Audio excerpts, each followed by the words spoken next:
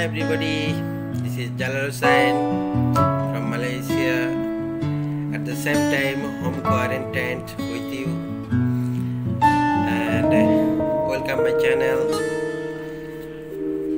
Today, if I am not mistaken, today it's been 26 days.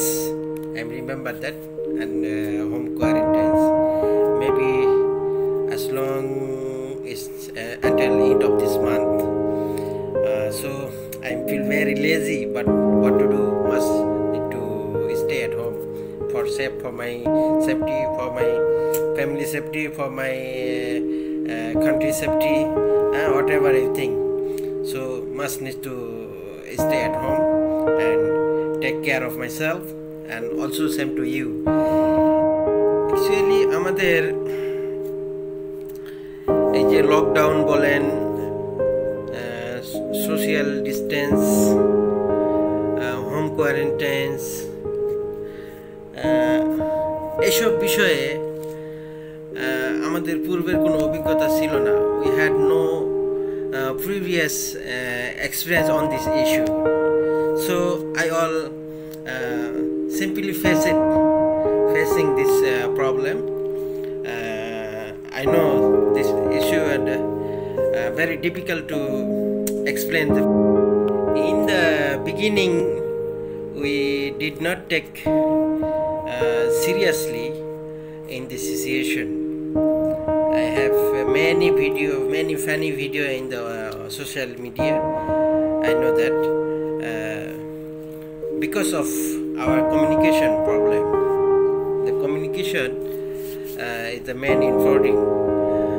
কারণ আমরা এই সম্পর্কে আমাদের এই যে ওয়েস্টার্ন সম্পর্কে আমাদের I have no experience, so how to explain. Somebody still don't know the corona, what is that, what is this.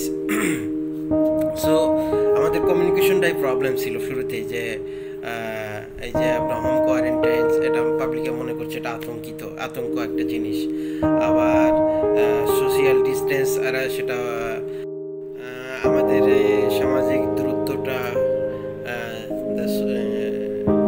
Social distance, home quarantine মানে বাসায় থাকা লাগবে, বা বাসায় বন্দি থাকবো, বা বাসায় আমরা থাকবো, বাইরে বেরোবো না. এই যে আমাদের কমিউনিকেশনটা আমাদের ওয়েস্টার্ন হিসেবে আমরা বুঝিয়েছি, যেটা ওরা বুঝাইছে সেটাই. এটা যদি আমরা বাংলা করে যদি আমরা ঠিকভাবে বুঝাইতাম যে ঘরের ভিতর থাকতে হবে, এই যে হ্যান্ড স্যানিটাইজার, যে হাত দিয়ে, এটা কয়জন জানে? হোম কোয়ারেন্টাইন কয়জন জানা? কইতেই তো আমারই তো দাঁত পড়ে যাইতেছে.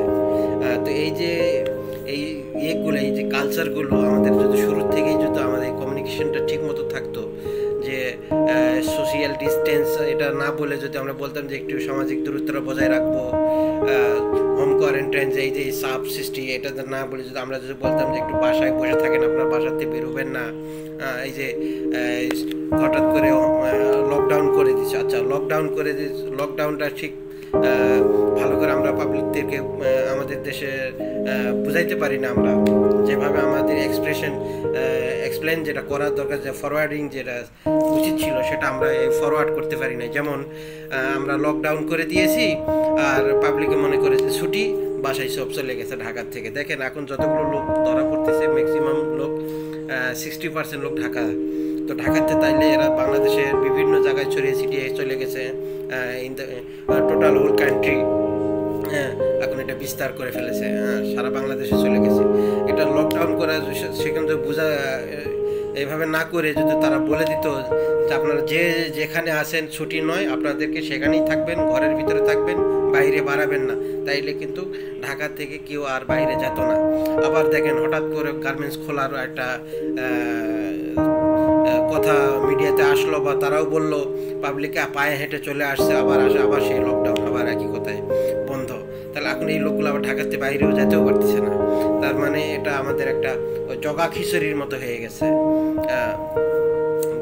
ইন হল, একবার আউট হলো, আবার ইন হলো, এন্ট্রি হওয়ার পরে এখন আবার যাওয়ার তো কোনো রকম সেইরকম কোনো সিচুয়েশন তৈরি হয়নি, বা যাওয়া যাবে না. তার মানে এরা আবার বন্দি হয়ে গেল.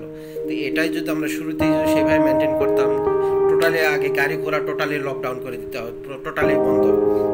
আগের দিন গাড়ি ঘোড়া টোটালি বন্ধ, পরের দিন ডিক্লারেশন দেওয়া রাখতো যে এখন আপনারা যেভাবে যেখানে আছেন অফিস থেকে হোক আর বাসা থেকে যেখান থেকে হোক, আপনার সেখান থেকে যেখানে আপনারা রাতে বসবাস করেন বাসায়, ঠিক সেই জায়গাতে আপনি থাকবেন।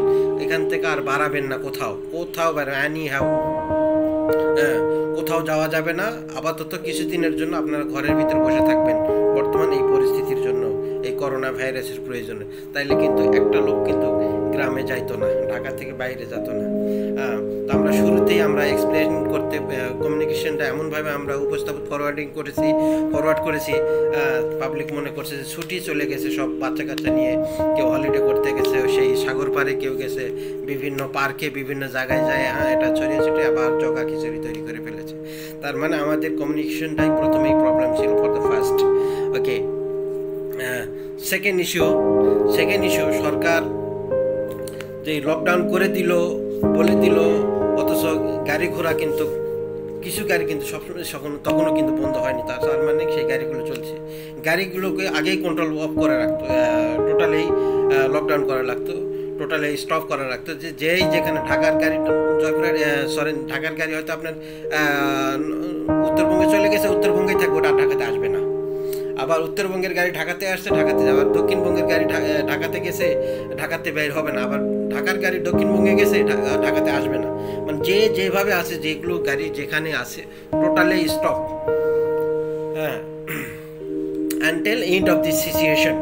এইভাবে যদি টোটালি মানে লকডাউন শেষ হওয়ার পরে আবার স্বাভাবিকভাবে চলবে, যাওয়া আসা করবে। কিন্তু তা না করে ঢাকার গাড়ি চলে গেছে সুন্দরবন থেকে আসতে আসতে দেরি হয়ে গেছে, ওটা আবার আসার সময় লোক নিয়ে আসছে। আবার ঢাকার চিটাগাংয়ের গাড়ি ঢাকাতে আসে, ঢাকার থেকে আবার চিটাগাং গেছে, তাহলে সেখানে কিছু প্যাসেঞ্জার নিয়ে গেছে। এইরকম করেই আমাদের এই সমস্যাটা বেশি হয়ে গেছে। আর শুরু থেকেই আমাদের টেস্ট যেটা ওয়ার্ল্ড হেলথ অর্গানাইজেশনে যেখান থেকে আমাদের বারে ডিক্লারেশন দিচ্ছে যে টেস্ট, কিন্তু আমাদের ডাক্তারেরা কি শুরুতে আতঙ্ক পেয়ে গেছে, তারাও মোবাইলে তারা ট্রিটমেন্ট করছে, অ্যান্টিবায়োটিক দিয়েছে, রুগীকে গ্রহণ করে নাই, ওই রুগী বিভিন্ন জায়গায় চলে গেছে, যদিও তারা এফেক্টিভ নয়। কিন্তু এটা আমরা প্রথমেই কিন্তু এটা সেই রকমভাবে আমরা মেনটেন করতে পারি না। আবার দেখেন বিভিন্ন জায়গায় এই যে চাউল চুরি করে নিয়ে ত্রাণের সামগ্রী বিক্রি করছে, বিভিন্ন জায়গায় কাটে ফেলে দিয়েছে, নদী নালায়, আপনার পুকুরে সব জায়গায় এগুলো ধরা পড়তেছে বর্তমানে। কিন্তু দেখেন কুয়েত মন্ত্রী হসপিটালের 4 জন ডাক্তারকে সাসপেন্ড করেছে। আবার এই যে চাউল চুরি করতে এদের কোনো কিন্তু ব্যবস্থা এখনো পর্যন্ত নেই। যা বলতেছে মুখে, অপরাধীর বিচার অপরাধী হিসাবে হওয়া উচিত। আপনি সাসপেন্ড করবেন আর যখন সাংবাদিকেরা তুলে ধরবে আর তখন বলবেন তদন্ত চলছে, তাহলে এই সারা জীবন তদন্তই তো করে গেলে, আপনি তদন্ত কোনো রিপোর্ট তো দিলেন না পাবলিকে। তো এই যে সাধারণ সাসপেন্ড বা বদলি করা অথবা তাদেরকে দলীয়ভাবে বহিষ্কার করাই কিন্তু এটা কিন্তু বিচার নয়, তার শাস্তি নয়। অপরাধীদের বিচার অপরাধী হিসাবে হওয়া উচিত। বর্তমানে এই পরিস্থিতিতে যারা ওই যে চাউল কাটে নদীতে বা পানিতে পুকুরে ফেলে দিচ্ছে বা বিভিন্ন জায়গায় বিক্রি করতেছে কিছু টাকার আশায়, এদেরকে সাধারণ মানুষ বলা যাবে না, এদেরকে রাজাকারের উপরে যদি কিছু থাকে সেই সেই উপাধি তাদেরকে দিতে হবে। এরাই হচ্ছে আসল দেশদ্রোহী, এরাই রাজাকারের চাইতে বেশি। বর্তমান এই দুঃখের সময়েও যদি মানুষ শান্ত বা মানুষের বিবেক না খোলে, তাহলে এদেরকে রাজাকারের চাইতেও আরও যদি উপরে কোনো এক থাকে সেই উপাধি তাদেরকে দিতে হবে। এই দুঃখের সময় মানুষের যখন এই দুঃখের সময় আসে, তখন হয় মানুষ ভেঙে যায় আর না হয় লোহার মতো শক্ত হয়। আর যদি মানুষ লোহার মতো শক্ত হয়ে যায়, তাইলে কিন্তু আপনার খবর আছে, পেয়ে দিলাম। যারা এই এলাকায় যেগুলাই এই রাজনীতি এগিয়ে আছেন, তারা আপনাদের খবর আছে বলে দিলাম। যদি মানুষ সেই রকম লোহার মতো শক্ত হয়ে যায়, খবর আছে, তারা একদম ঘরে থাকবে না। কারণ পেটের ক্ষুধা কিন্তু আপনার বন্দুকের গুলিও দেখে পেট থামে থাকবে না। তারা ওই বন্দুকের গুলিও দেখবে না, আপনার লকডাউনে দেখবে না, তারা পেটের ক্ষুধার টানা নয়, তারা কিন্তু বাইরে বের হবেই। আপনারা 12 বছর ধরে বলতেন খাদ্যের স্বয়ংসম্পন্ন, আজ 2 মাস আপনারা 1 মাস চালাইতে পারতেছেন না।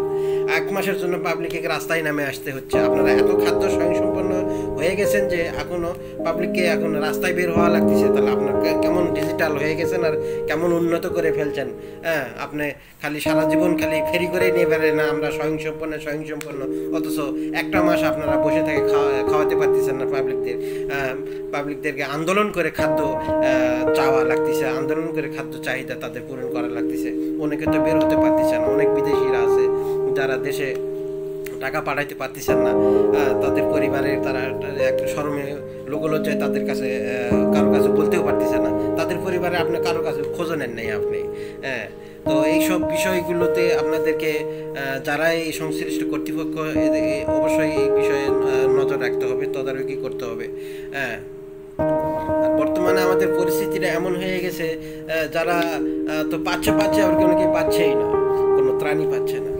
আর আমাদের কালচারটা এমন যে অন্যের নিজের সুখের চাইতে অন্যের দুঃখ দেখতে আমরা বেশি পছন্দ করি।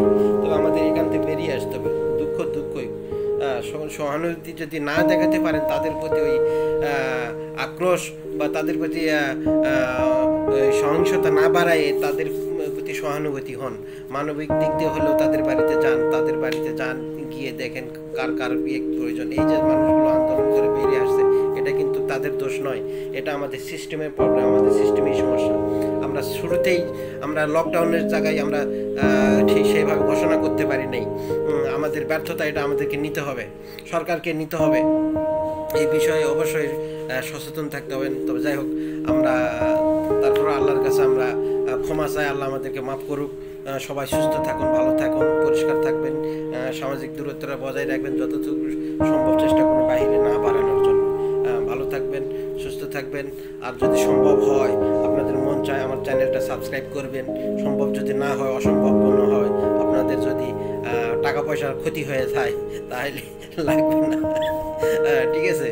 যদি ভালো মনে করেন, আমি এটা আমার জন্য নয়, সকলের জন্যই আমি এই চ্যানেলটা খুলছি, এটা আমার জন্য নয়। তো আপনি যদি মনে করেন যে চ্যানেলটা সাবস্ক্রাইব করে চ্যানেলটা আরও একটু বড় হোক সকলের প্রয়োজনে, তো অবশ্যই চ্যানেলটা সাবস্ক্রাইব করবেন।